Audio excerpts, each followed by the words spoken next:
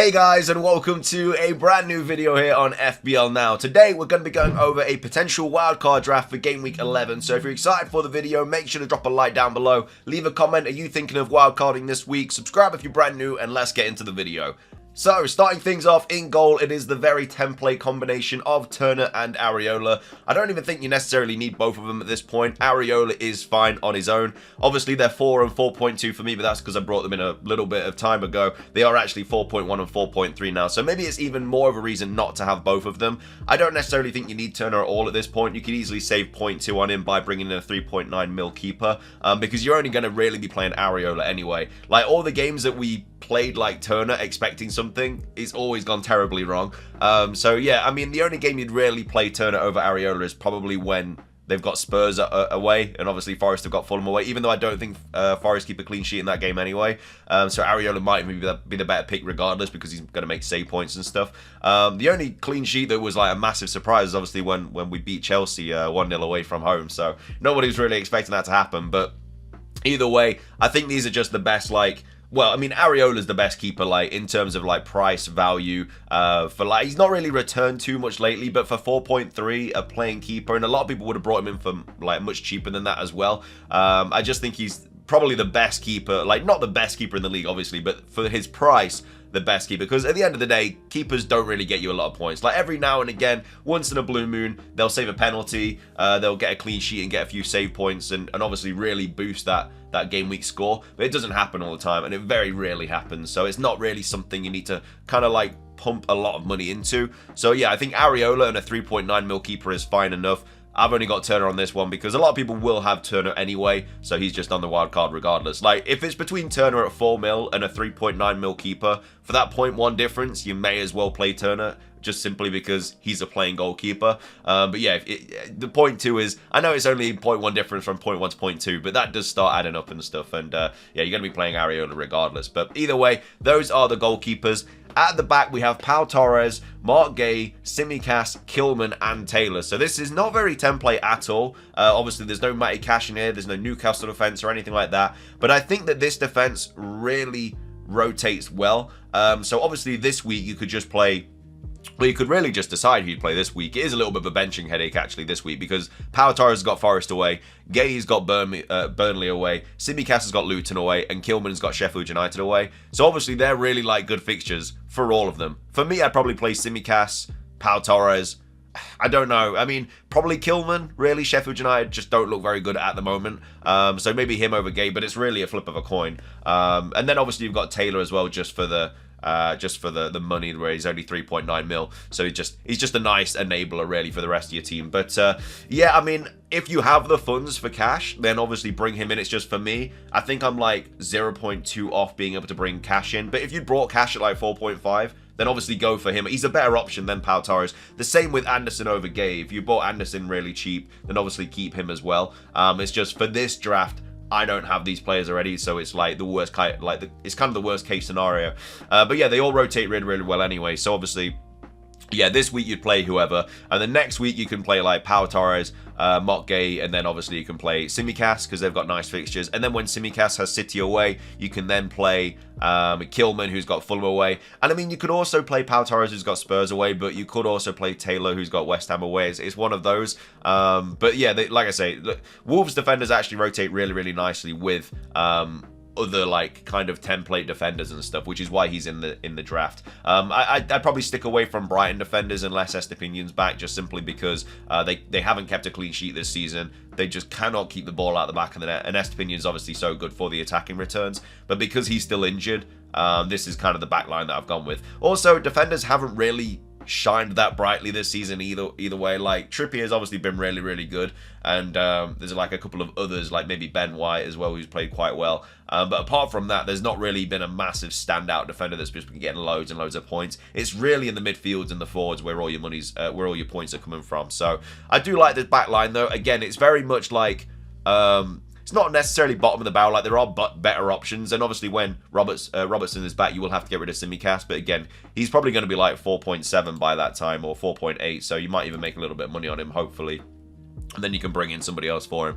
But yeah, like I say, Cash and Anderson are better than Pau Torres and Mark Gay, but at the same time, if you don't have the funds for them, they are still good options. They're 90-minute men, and yeah, they're just not going to be as good, but they should still be getting you quite a few clean sheets, hopefully. And then, yeah, Tsimikas, Kilman, and Taylor. So that's the back line there. Nothing really expensive out of these as well. They're all 4.5, barring Taylor. So, again, it's nice, evenly split all of the money. And they've all got really nice fixtures coming up as well. So that's the back line and the goalkeepers. In midfield, which is what I really like of this draft, we have Saka, Salah, Son, Bowen, and Mitoma, which I think is arguably the best midfield you could have in the game right now. In terms, obviously, there are better midfielders that you could have. Like, you'd have, like, a better mid, like maybe you'd like have an Arsenal midfielder instead of Mitoma or something like that. But as of right now, with like how money is and stuff, I think this is pretty much the best midfield you can get. Obviously, Saka, Salah, potentially Son as well, all on penalties. Bowen's been playing really well. Mitoma's got some really nice fixtures, yeah, there's just not really too much bad to say about it, really. Like, I just really like this midfield. Obviously, there is a little bit of tinkering you could do, which I'll go over at the end of the video.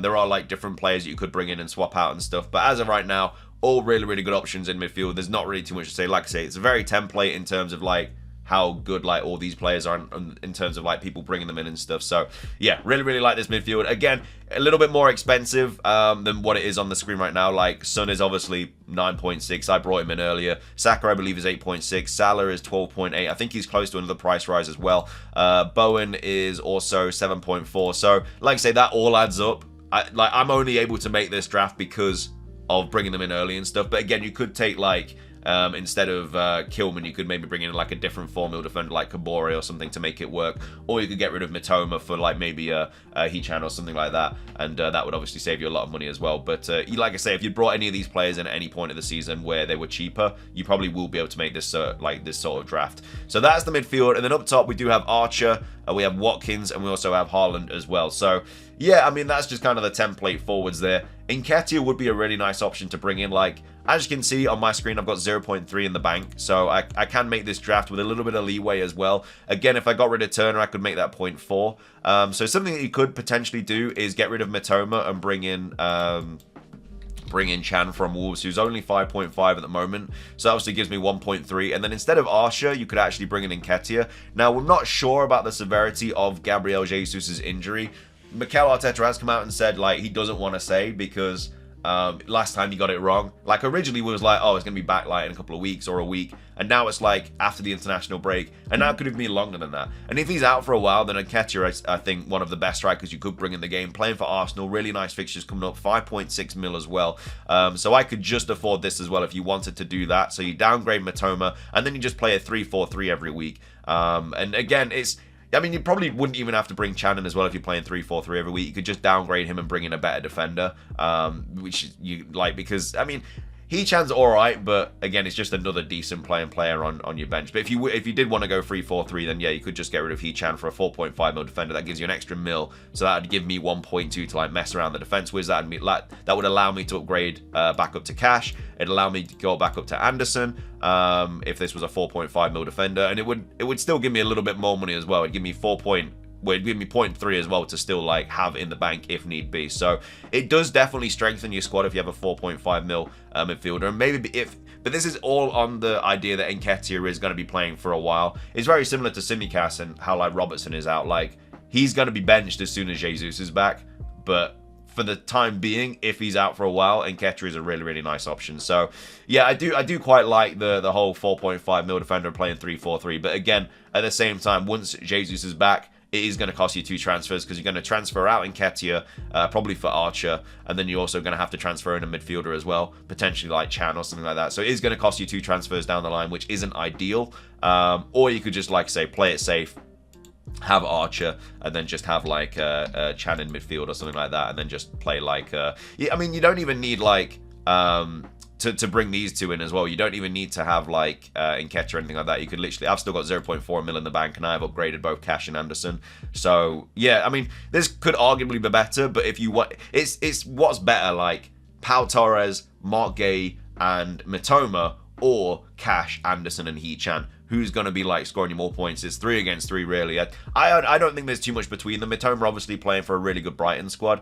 But but He-Chan is very, very clinical in front of goal. Like, he's actually got a lot of returns recently, so that's obviously up for debate. But I think either of them are good options. It's just which one you go is at the end of the day. But the kind of main core of the wildcard is there. But either way, I hope you guys enjoyed the video. If you did, please do consider hitting the like button down below. Let's try and hit 50 likes. Leave a comment. Are you wildcarding this week? What are your thoughts on this wildcard? Subscribe if you're brand new. Ring the notification bell. It's everything from me. Have a great rest of your day. And until next time, peace.